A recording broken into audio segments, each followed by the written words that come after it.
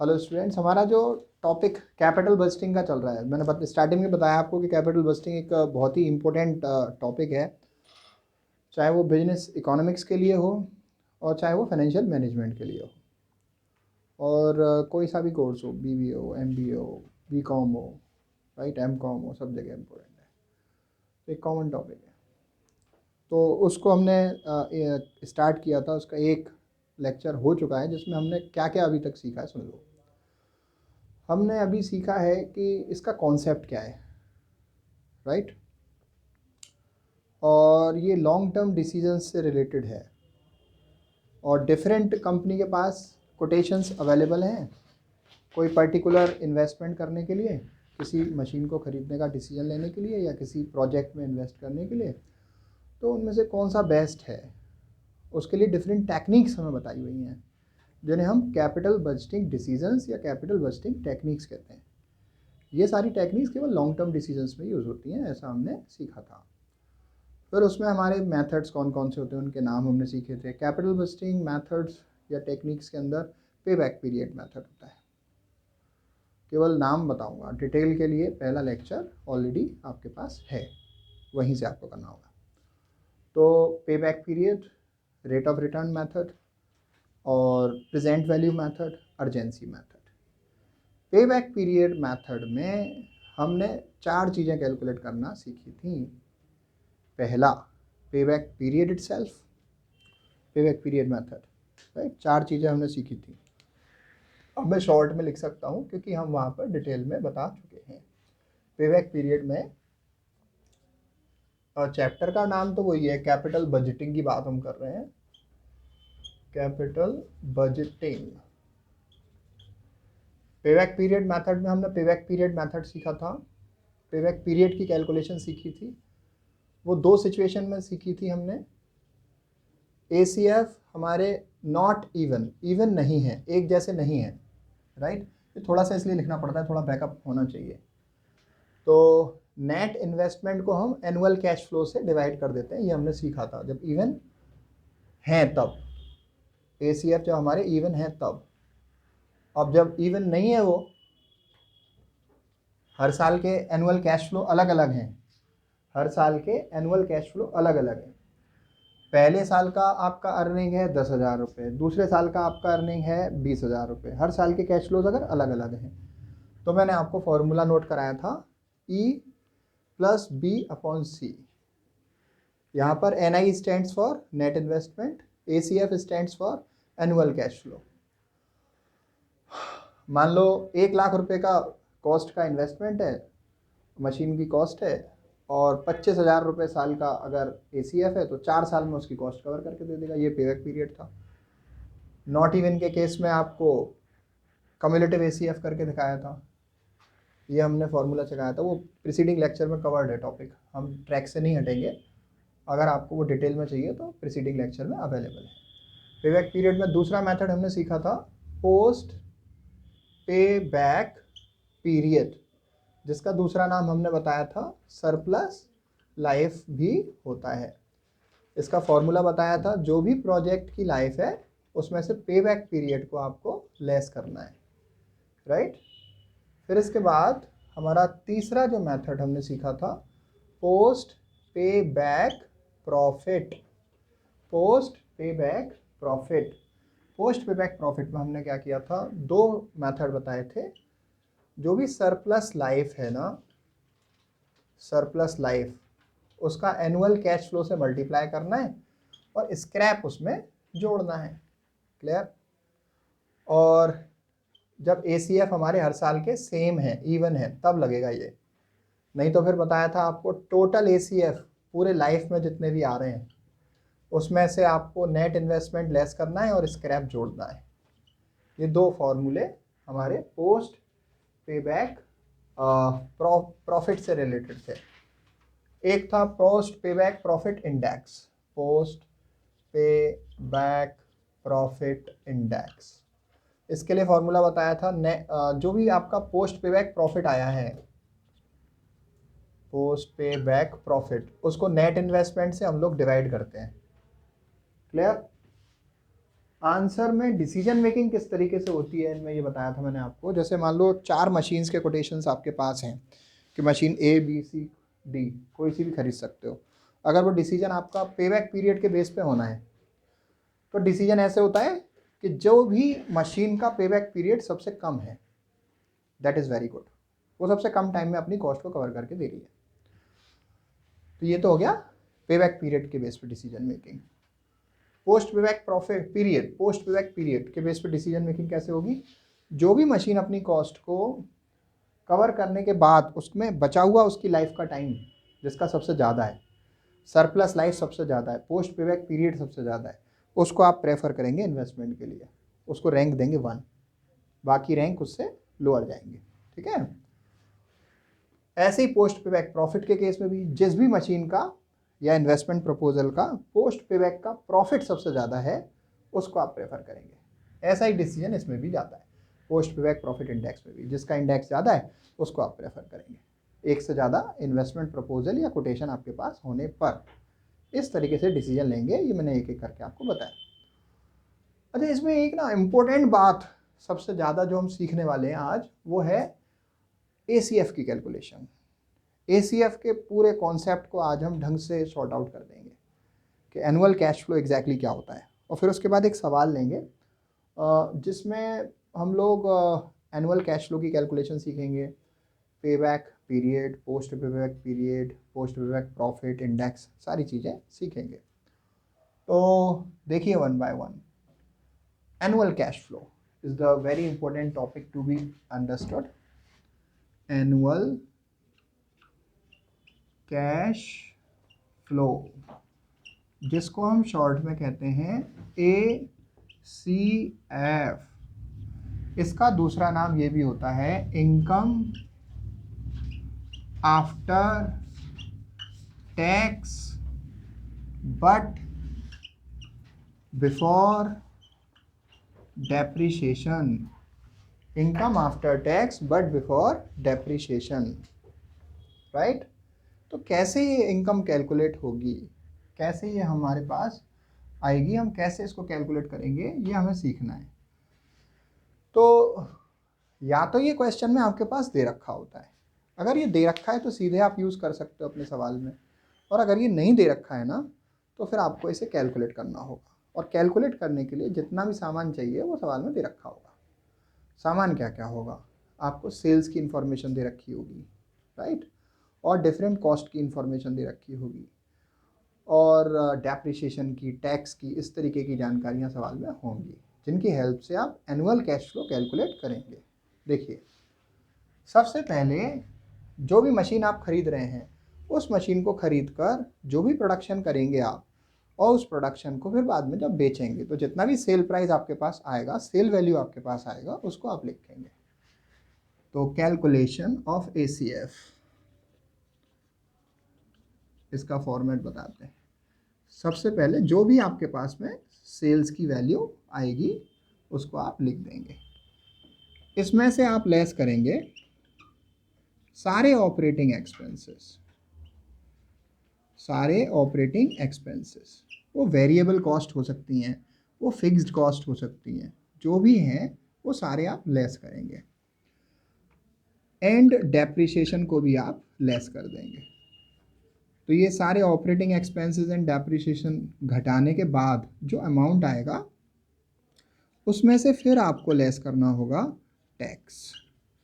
Income tax की जो भी रेट दे रखी है उस रेट से इसको कैलकुलेट करके आप लेस कर देंगे। तो ये क्या आ गई आपकी? Income after depreciation and tax. Income after depreciation and tax, ये आ गई। लेकिन ACF का नाम क्या था? ACF था income after tax but before depreciation. अच्छा, income after tax but before depreciation. Income after tax calculate करने के लिए यहाँ पर डेप्रिसिएशन आपको घटानी पड़ी, क्योंकि जो टैक्स हम कैलकुलेट करते हैं वो सारे चार्जेस के बाद जो प्रॉफिट आता है उस पर हम कैलकुलेट करते हैं। तो मैंने सारे ऑपरेटिंग एक्सपेंस घटा दिए, प्रोडक्शन के जो भी खर्चे हैं, वेरिएबल कॉस्ट वगैरह जो भी दिए हैं, सैलरी वगैरह जो भी स्टाफ की दी हैं, एम्प्लॉयज़ के जो भी पेमेंट दिए हैं, वेजेस वगैरह दिए है, इनडायरेक्ट मटेरियल दिया है, सुपरविज़न के जो एक्सपेंस दिए हैं, जितनी भी इंफॉर्मेशन ऑपरेटिंग एक्सपेंस की क्वेश्चन में होगी वो सब लेस कर देंगे। उसके साथ हम डेप्रिसिएशन भी लेस कर देंगे, और इसे लेस करने के बाद जो आएगा प्रॉफिट वो होगा इनकम बिफोर टैक्स। उसमें से हम टैक्स लेस कर देंगे, तो हम उसको कह सकते हैं income after depreciation and tax. Income after depreciation and tax, dep भी घट चुकी, टैक्स भी घट चुका। अब लेकिन यहाँ पर फॉर्मूला तो कह रहा था कि हमें इनकम आफ्टर टैक्स तो चाहिए लेकिन बिफोर डेप चाहिए, इनकम आफ्टर टैक्स तो चाहिए लेकिन बिफोर डेप चाहिए। तो टैक्स घटाने के बाद जो आया है ना प्रॉफिट आपका, उसमें आपको डेप्रिसिएशन ऐड करनी पड़ेगी, फिर जो आएगा वो आपका कहलाएगा ACF, या फिर आप इस टेक्निकल लाइन से इसको समझ सकते हैं, ये इनकम आफ्टर टैक्स हो गई बट बिफोर डेप्रिसिएशन हो गई, इनकम आफ्टर टैक्स हो गई बट बिफोर डेप्रिसिएशन हो गई। क्लियर? चलिए इस बात को समझने के लिए एक सवाल ले लेते हैं जिसकी हेल्प से इसको डिटेल में समझते हैं। लेकिन अभी एक बात और मुझे ध्यान में आ रही है, दैट इज़ डेप्रिसिएशन की कैलकुलेशन, राइट? कि डेप्रिसिएशन की कैलकुलेशन भी कभी कभी तो कैलकुलेटेड अमाउंट डेप्रिसिएशन का दे रखा होता है, कभी नहीं दिया होता है, तो how will you calculate that? Depreciation question में जो भी कॉस्ट आपके इन्वेस्टमेंट की दे रखी है उसमें आप इंस्टॉलेशन एक्सपेंसेस या फिर उसको कह सकते हैं आप इनवर्ड एक्सपेंसेस, उसको खरीद के लाने से संबंधित खर्चे जोड़ेंगे, और फिर उसके बाद आप लेस करेंगे स्क्रैप ऑफ मशीन का स्क्रैप।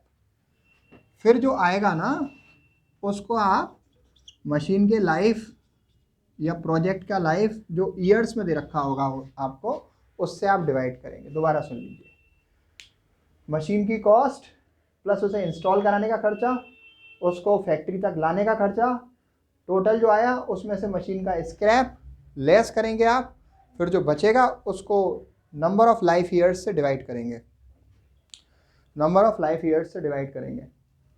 अच्छा स्क्रैप कौन सा? जैसे मशीन 10 साल चलेगी ऐसा क्वेश्चन में दिया है, तो 10 साल की उसकी लाइफ है, 10 साल बाद उसका कबाड़ा इतने में बिकेगा, that is the scrap value of that machine, that's to be deducted for calculation of depreciation in this, right?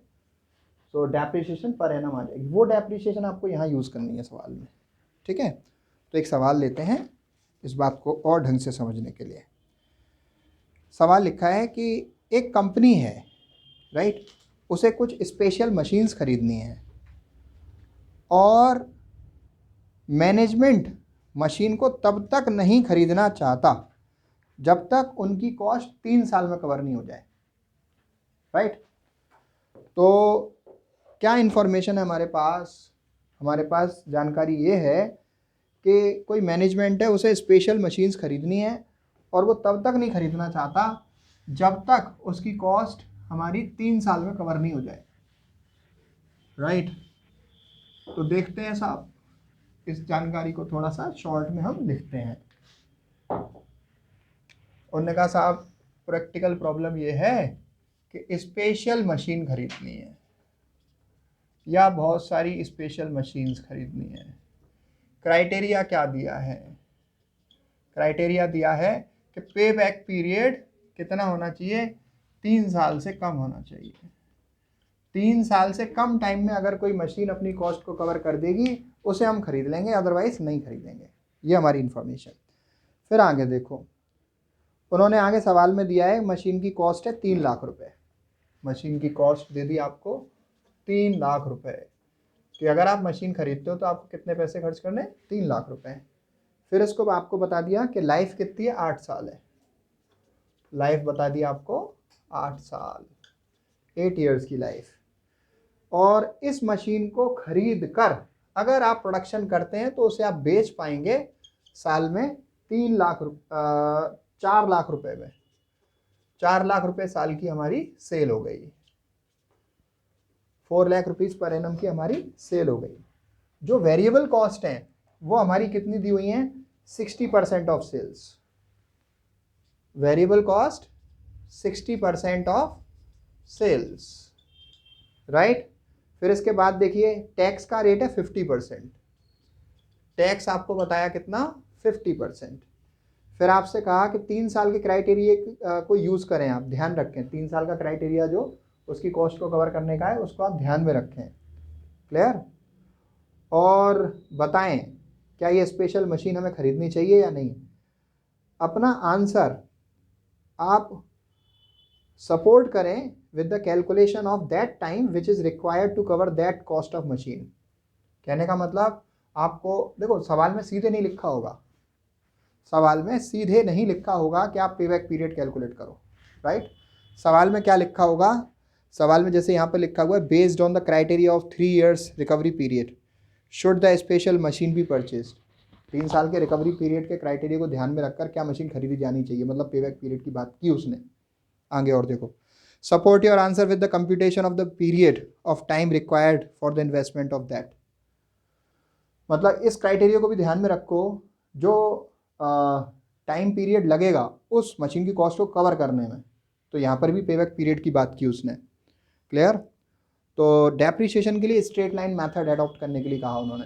तो डेप्रिसिएशन तो हम जानते ही हैं, ये जो फॉर्मूला मैंने यहाँ पे आपको बताया ना ये वाला, ये आपका स्ट्रेट लाइन मेथड का ही है, क्लियर। तो let's do the calculation in this. तो सबसे पहले चलिए डेप्रिसिएशन ही कैलकुलेट कर लेते हैं।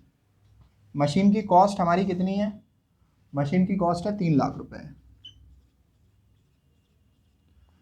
इनवर्ड एक्सपेंसेस इस मशीन में कोई हुए क्या, नहीं हुए। स्क्रैप वैल्यू मशीन का पर्टिकुलर टाइम बाद नहीं बताया, 8 साल की लाइफ है, 8 साल के बाद ये कबाड़ा कितने में बिकेगा सवाल में बताया नहीं है। तो फिर हमारा ये जो स्क्रैप वैल्यू है that is also nil. Life कितने साल बता रखी है, 8 साल। तो हम 3 लाख रुपीज़ को 8 से डिवाइड करेंगे तो हमारा कितना आ जाएगा 37,500, क्लियर। ये हमारी डेप्रिसिएशन हो गई, क्लियर।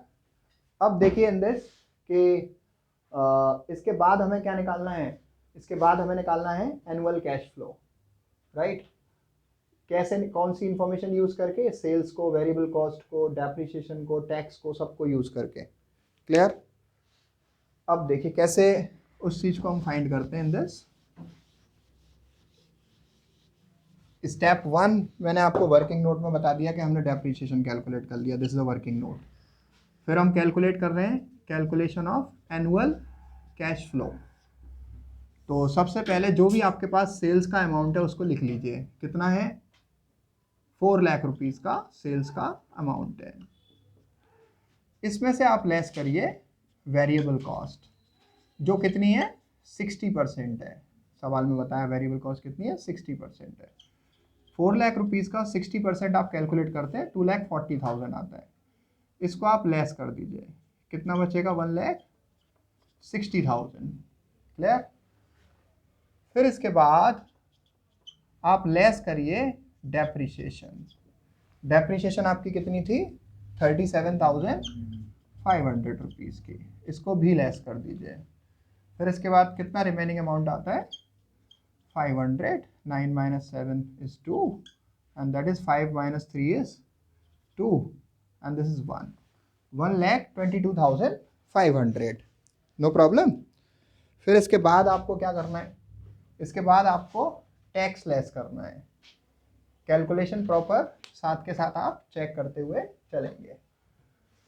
सेल्स हमारे पास 4 लाख थी, वेरिएबल कॉस्ट 60% हमने लेस कर दी। फिर इसके बाद हमारा जो डेप्रिसिएशन था वो हमने लेस कर दिया, ठीक है।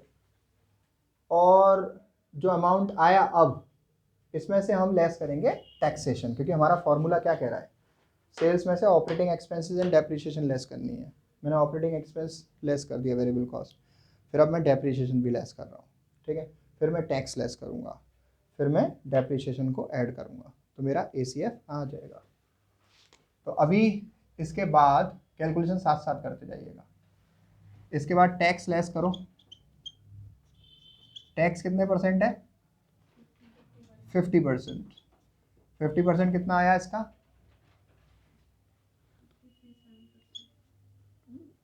53,750. Give me the calculator, please. Do we have manual calculator with us? 4 lakh minus 240 160, और फिर इसके बाद क्वेश्चन में फिक्स कॉस्ट और है. ओके, हमने यहाँ पर फिक्स कॉस्ट कंसीडर नहीं किया. फिक्स कॉस्ट कितनी है सवाल में? ओके, फिक्स कॉस्ट और लिख लीजिए. फिक्स कॉस्ट और है सवाल में 15,000. तो मैं उसे भी लेस करूँगा. तो टैक्स लेस करने से पहले मुझे ये सारी कॉस्ट लेस करनी पड़ेगी. Less fixed cost. Fix cost कितनी है? 15,000 रुपये की. ये 15,000 रुपये की फिक्स कॉस्ट और लेस कर दो. 1,60,000 में से 15,000 लेस करने हैं और 37,500 की डेप्रिसिएशन लेस करनी है. टोटल अमाउंट लेस करने के बाद कितना आ रहा है हमारा? 1,07,500. इसका 50% टैक्स कितना आ रहा है? 53,750. ठीक है, इसको लेस कर दिया तो हमारा आफ्टर टैक्स प्रॉफिट कितना आ जाएगा? Income after tax. Income after tax 53,750. इसमें फिर डेप्रिसिएशन आप ऐड कर दीजिए. डेप्रिसिएशन कितनी थी? 37,500. तो अब ये हमारा जो अमाउंट आएगा वो एनुअल कैश फ्लो का आएगा. कितना है? 91,250. ये एनुअल कैश फ्लो आ गया. तो दो स्टेप हमने फॉलो किए. पहला, वर्किंग नोट में हमने डेप्रिसिएशन कैलकुलेट कर लिया. दूसरा, वर्किंग नोट में हमने एनुअल कैश फ्लो फॉलो कर लिया. अब इसके बाद step number 3 is payback period. Payback period क्या होता है? Net investment upon annual cash flow. Net investment मेरा कितने रुपए का था? इस मशीन को खरीदने पर 3 लाख रुपए मेरे को खर्च करने थे. ठीक है, तो एनुअल कैश फ्लो मैंने कितना निकाला है स्टूडेंट्स? 91,250. 91,250 से इसको मैं डिवाइड कर दूंगा. कितना आ रहा है? 3.28 ईयर्स आ रहा है. अच्छा, मतलब this is what on the basis of which we have to take the decision for the investment of the proposal और नॉट. राइट. सवाल को दोबारा एक बार सुनो. हमारे पास क्या था? कॉस्ट थी, लाइफ थी, सेल्स थी, वेरिएबल कॉस्ट थी, फिक्स कॉस्ट हमें बाद में नोटिस में आई और हमने बाद में लिख दी, कंसीडर की है कैलकुलेशन में, कोई प्रॉब्लम नहीं है. लेकिन अगर फिक्स कॉस्ट नहीं होती तो हम अपने हिसाब से सोल्व कर लेते, वही घटा के वहीं पर बचे हुए टैक्स लगा के सोल्व कर लेते, उसमें कोई प्रॉब्लम नहीं है. फिक्स कॉस्ट इग्नोर कर देते. लेकिन कोई पर्टिकुलर क्वेश्चन मैंने लिया है सामने से तो उसकी इन्फॉर्मेशन मुझे पूरी लेनी चाहिए, इसलिए मैंने फिक्स कॉस्ट को वहाँ पर बाद में कंसीडर कर लिया. तो इसमें हम करेंगे क्या? सबसे पहले सेल्स में से वेरिएबल कॉस्ट लेस करेंगे. फिर जो क्वेश्चन में फिक्स कॉस्ट दे रखी है वो हम लेस करेंगे 15,000 की. जो डेप्रिसिएशन मैंने इस फॉर्मेट से कैलकुलेट करी वो लेस करेंगे. जो अमाउंट आएगा उसमें से टैक्स लेस करेंगे. उसके बाद जो अमाउंट आएगा उसमें डेप्रिसिएशन ऐड करेंगे. एनुअल कैश फ्लो बन जाएगा. फिर पेबैक पीरियड के लिए हमें क्या चाहिए? नेट इन्वेस्टमेंट चाहिए. नेट इन्वेस्टमेंट हमारा कितना है? 3 लाख रुपए का. एनुअल कैश फ्लो कितना था? 91,250 का. 3.28 ईयर्स आ गया. राइट. और उन्होंने क्राइटेरिया पेबैक पीरियड का डिसीजन के लिए क्या दिया था? 3 साल से कम होगी तभी खरीदेंगे वो. अगर पेबैक पीरियड 3 साल से कम होगा तभी खरीदेंगे वो, तो अदरवाइज नहीं खरीदेंगे. तो ये उनका बेस क्राइटेरिया है डिसीजन का. तो हमने जो पेबैक पीरियड कैलकुलेट किया उसका आंसर 3 से ज़्यादा आ गया, तो प्रपोजल रिजेक्ट हो गया कि इसको परचेज नहीं करना चाहिए. This should not be purchased as per the criteria given in the question and management has suggested. Right. Based on that criteria it should not be purchase. इसको हमें अवॉइड करना चाहिए क्योंकि इसका पेबैक पीरियड 3 साल से ज़्यादा आ रहा है. ये अपनी कॉस्ट को 3 साल से ज़्यादा टाइम में कवर करके दे रहा है. कमेंट भी लिखना पड़ेगा आपको. क्लियर? कमेंट नहीं लिखेंगे तो आंसर विल बी इनकम्प्लीट. अब देखिए इन दिस, इसी तरीके का कोई और सवाल हम ले सकते हैं.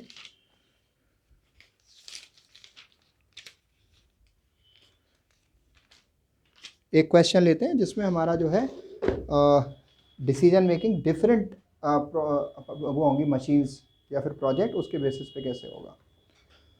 एक क्वेश्चन लिखिए. ABC limited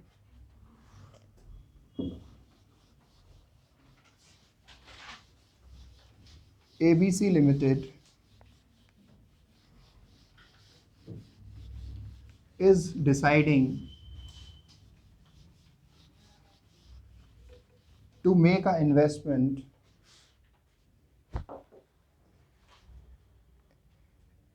in any one of these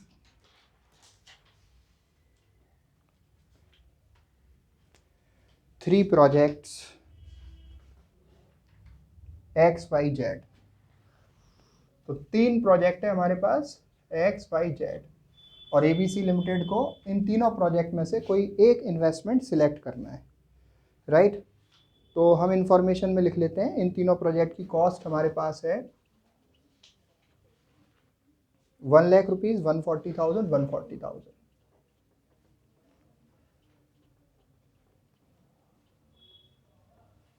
1 lakh, 140,000, 140,000 और लाइफ दे रखी है इनकी कितनी, 10 ईयर्स, 10 ईयर्स, 10 ईयर्स, तीनों की लाइफ सेम है। और एनुअल सेविंग्स, एनुअल सेविंग्स, जो एनुअल सेविंग्स है ना वो आपको ACF का ही दूसरा नाम है, वो एनुअल कैश फ्लो का ही दूसरा नाम है वो। तो हमारा ACF यहाँ पर दे रखा है 16,000, 25,000, 20,000।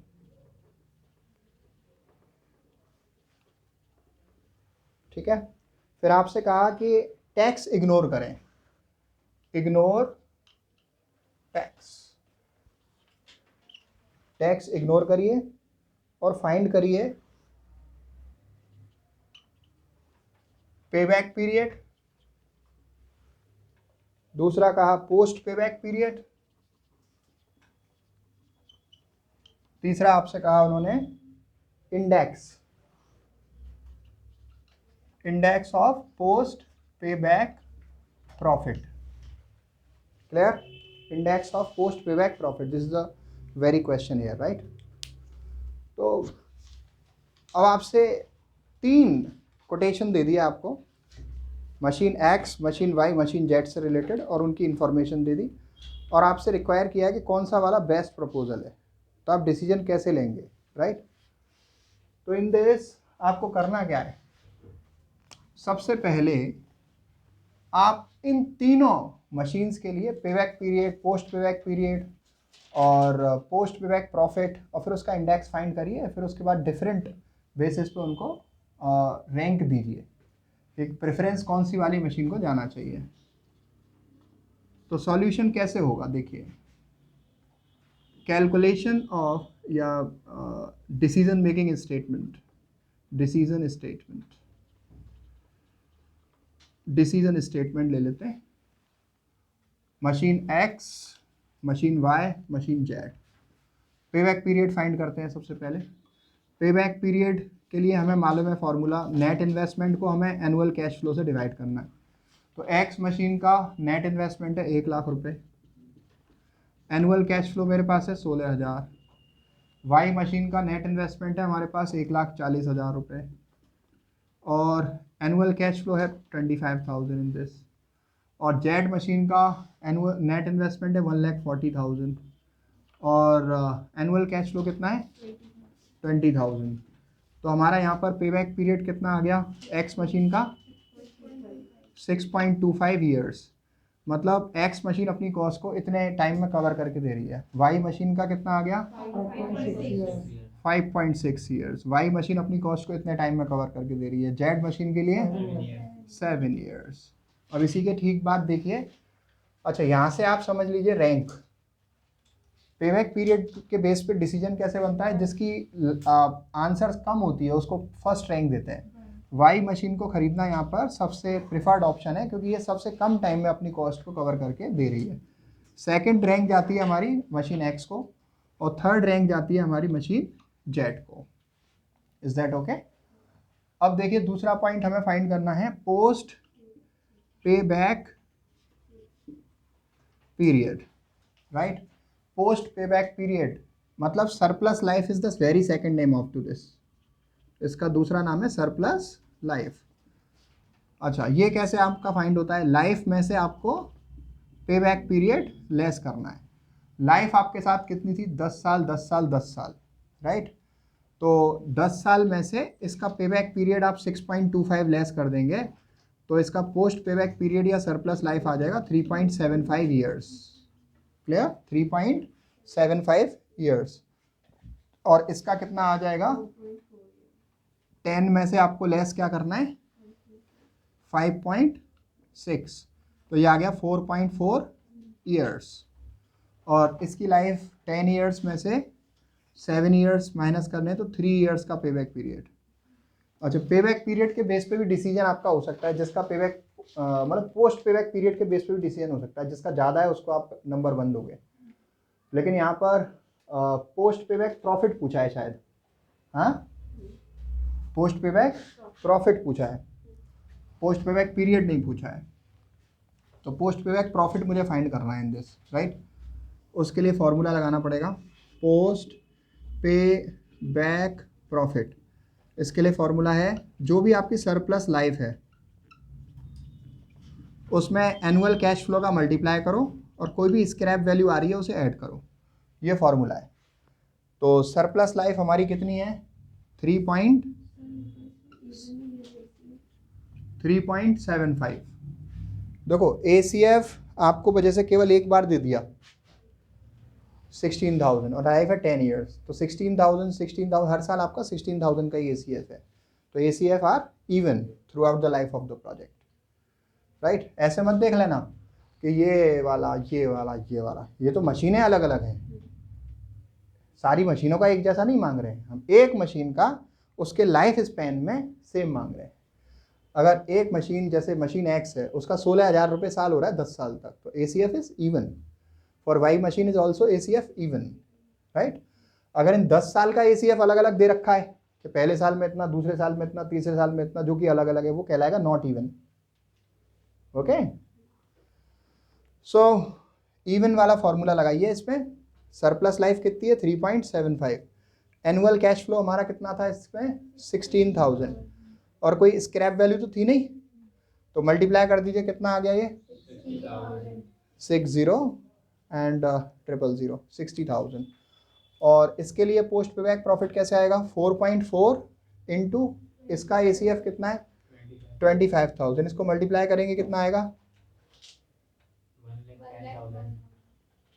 1,10,000। और इसका सरप्लस लाइफ कितना है? 3। इसका ACF कितना था? 20,000। तो ये कितना हो गया अभी? 60,000। इस बेसिस पे डिसीजन हम दे सकते हैं, राइट। सेकंड मेथड है ये। तो पोस्ट पेबैक प्रॉफिट जिसका ज़्यादा है उसको आप ऑप्ट कर सकते हैं इन्वेस्टमेंट के लिए। कौन से वाले प्रपोजल का ज़्यादा है? प्रपोजल Y का। अच्छा, एक बात सुनिए आप, इसको आपने रैंक दे दिया 1, लेकिन मशीन X और मशीन Z का पोस्ट पेबैक प्रॉफिट सेम आ रहा है, right, that is very same. और अगर वो सेम है, ठीक है, तो आप उनको अलग अलग रैंक नहीं दे सकते, उनको आपको सेकंड रैंक देनी पड़ेगी दोनों को। सेकंड रैंक का मतलब हुआ कि आप मशीन Y को फर्स्ट ऑप्शन में रख रहे हैं, लेकिन मशीन X और Z सेकंड ऑप्शन में, इनमें से कोई सी भी आप सेकंड ओपिनियन में परचेज कर सकते हो। इनको इक्वल रैंक दे दिया आपने। इसके बाद ये एक पॉइंट हो गया जिस पे डिसीजन दिया, ये दूसरा पॉइंट। फिर इसके बाद हमें देना है index of post payback profit पे। अब इंडेक्स देख लीजिए, index of post payback profit, इसका फॉर्मूला क्या होता है? जो भी आपका पोस्ट पे बैक प्रॉफिट है उसे नेट इन्वेस्टमेंट से डिवाइड करना है, ठीक है। देखते हैं ये पोस्ट पे बैक प्रॉफिट कितना आया? 60,000। नेट इन्वेस्टमेंट कितना था? 1 लाख रुपीज़, तो ये आया 0.6। एक्चुअल में इंडेक्स को हम परसेंटेज में भी कैलकुलेट कर सकते हैं, 100 का इंटू करके। क्लियर? 100 का इंटू करके परसेंटेज में भी उसको कैलकुलेट कर सकते हैं हम। तो इसका इंटू आप 100 में कर दीजिए, तो कितने परसेंट हो जाएगा ये? 60%। और इसका पोस्ट पे बैक प्रॉफिट कितना है? 1,10,000 इंटू 100 अपॉन नेट इन्वेस्टमेंट कितना था मशीन Y का? 1,40,000। तो इसका परसेंटेज कितना आ रहा है? 78.57%। और जो मशीन Y है, वो सॉरी मशीन Z, उसका पोस्ट पे बैक प्रॉफिट कितना कैलकुलेट किया हम लोगों ने? 60,000 इंटू 100 अपॉन नेट इन्वेस्टमेंट कितना था इसका? 1,40,000। तो इसका परसेंटेज कितना आ गया? 42.85%, राइट। तो give a rank to it. अगर हम इसको रैंक देते हैं तो मशीन वाई को रैंक जाती है 1, क्योंकि इसका जो पोस्ट पेबैक प्रॉफिट इंडेक्स है दैट इज़ हायर। फिर उसके बाद सेकंड रैंक जाती है इससे जस्ट कम वाले को, एंड थर्ड रैंक जाती है जेट को। आपको फिर कमेंट लिखने होंगे 1 बाय 1, ऐसे नहीं होगा, कमेंट लिखने पड़ेंगे 1 बाय 1। कमेंट कैसे कि on the basis of payback period decision for investment goes to buy with following ranks, like payback period is very less for machine Y. This is having first rank, and then second rank goes to X type of machine and third rank goes to Z type of machine. ये first comment हो जाएगा आपका। Second comment आप लिखेंगे on the basis of post payback profit the buying options are as follows. On the first rank, Y machine is preferred for purchase, and X and Z are getting equal rank. So second opinion for purchase goes for X and Z equally, right? फिर आप इसके बाद third वाला comment लिखेंगे on the basis of post payback profit index, machine Y gets first rank and second rank is received to X type of machine, and third rank is received to Z type of machine for investment sequence decision making, right? तो ये आपका है, तो इससे related आप इस सवाल को करिए। आगे हमारा जो मेथड होगा वो होगा रेट ऑफ रिटर्न मेथड, और देखेंगे अगर डिस्काउंटेड पेबैक पीरियड रिक्वायर करेगा तो वो भी बता देंगे। ठीक है, थैंक यू सो मच।